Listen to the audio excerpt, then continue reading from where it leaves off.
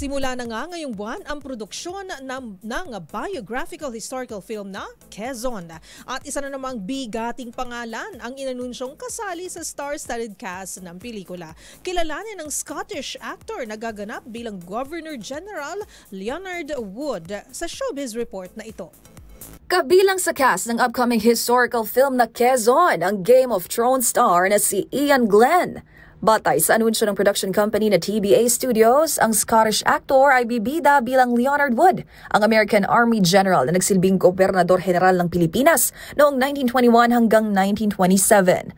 Makikita ang sumabak na ito sa script reading kasama ang co-stars sina Jericho Rosales at Benjamin Alves. Maliban sa Game of Thrones, napanood din si Iain Glen sa hit film series na Resident Evil.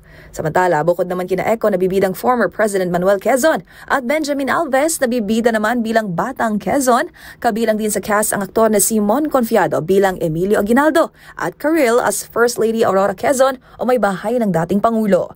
Ang Quezon ay third installment ng Bayani Verse ng TBA Studios mula sa direksyon ni Gerald Darog na siya ring nasa likod ng General Luna na ginampanan naman ni John Arcilla noong 2015 at Goyo ang Batang General na pinagbidahan ni Paolo Avellino taong 2018. Nakatakdang ipalabas ang biographical historical movie na Quezon sa mga sinihan ngayong taon. Para sa MBC TV Network News, ito pang yung Showbiz Angel ng DZRH TV, una sa Pilipinas, una sa Pilipino.